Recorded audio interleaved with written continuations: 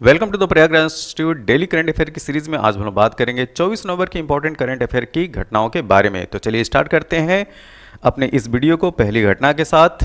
पहली घटना जो है वो एमसीक्यू क्वेश्चन है। एमसीक्यू क्वेश्चन ये है कि हाल ही में बंगाल के ब्रांड एम्बेसडर के रूप में किसके नाम की घोषणा की गई है। तो बंगाल का ब्रांड एम्बेसडर सौरभ गांगुली को जो है वो बनाया गया है। तो सौरभ गांगुली को ब्रांड एम्बेसडर बनाया गया है कहाँ का? पश्चिम बंगाल का। तो पश्चिम बंगाल के मुख्यमंत्री ममता बनर्जी को कोलकाता में बंगाल ग्लोबल बिजनेस समिट 2023 में पूर्व क्रिकेटर और भारतीय क्रिकेट कंट्रोल बोर्ड के पूर्व अध्यक्ष सौरभ गांगुली को बंगाल का ब्रांड एम्बेसडर घोषित किया गया है।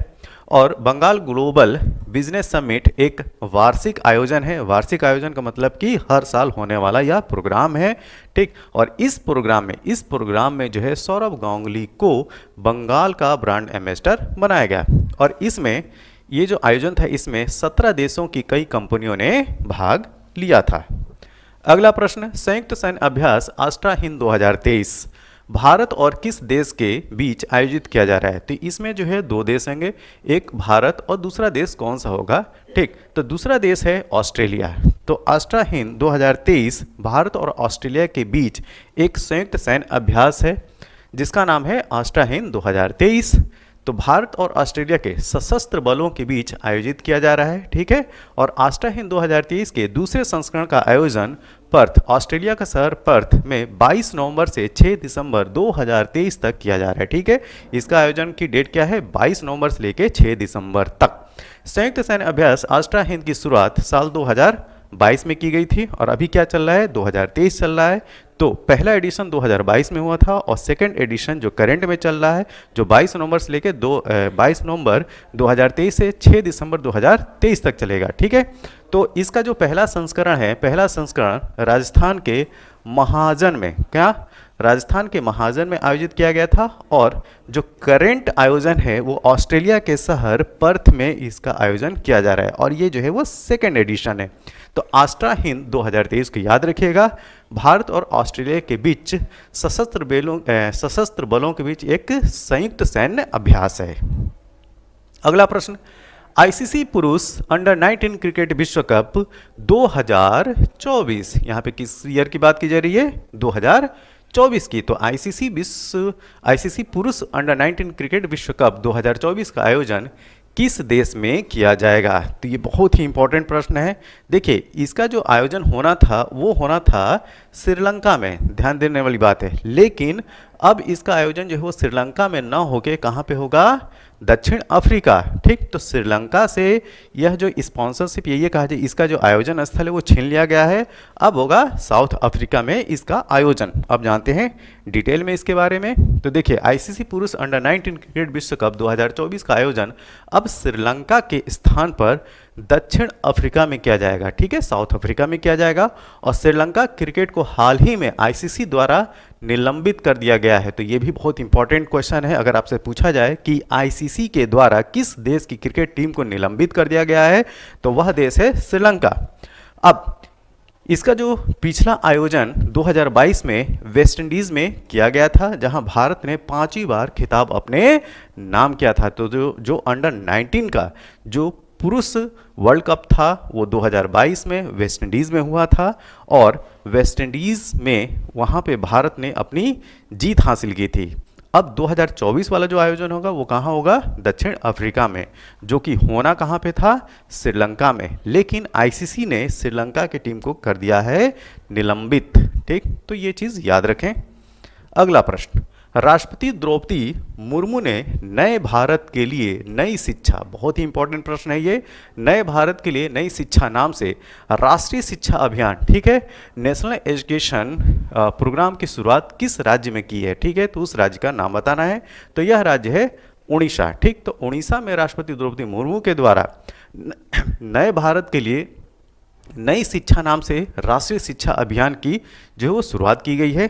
अब ये डिटेल इन्फॉर्मेशन क्या है? तो राष्ट्रपति द्रौपदी मुर्मू ने उड़ीसा में नए भारत के लिए नई शिक्षा शीर्षक से राष्ट्रीय शिक्षा अभियान शुरू किए और इसका आयोजन ब्रह्म कुमारी ईश्वरीय विश्वविद्यालय, ठीक, ब्रह्म कुमारी ईश्वरीय विश्वविद्यालय संबलपुर द्वारा किया जा रहा है। और इस अवसर पर उन्होंने कहा कि नई राष्ट्रीय शिक्षा नीति जो न्यू नेशनल एजुकेशन पॉलिसी है, नए भारत के निर्माण में महत्वपूर्ण भूमिका निभाएगी। तो यहाँ पे जो न्यू एजुकेशन पॉलिसी है उसको भी जो है बूस्टअप करने की बात की जाएगी। ठीक, तो इसका आयोजन जो है वो कहाँ पे हुआ? उड़ीसा में।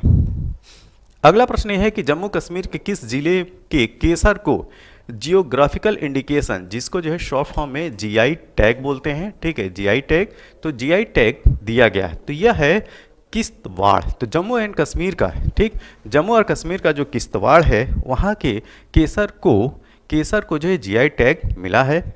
तो जम्मू और कश्मीर किश्तवाड़ जिले के केसर को भौगोलिक संकेत रजिस्ट्री द्वारा भौगोलिक संकेत जियोग्राफिकल इंडिकेशन टैग प्रदान किया गया। और इस प्रकार के केसर की खेती और कटाई ऊंचे इलाकों में की जाती है। और केसर की प्रसिद्ध सबसे महंगी वैरायटी कुमकुम, इसको याद रखिएगा, कुमकुम जो है वैरायटी है केसर की के नाम से जाना जाता है। और यह किश्तवाड़ जिले के प्रमुख नकदी फसल है, कैश क्रॉप है।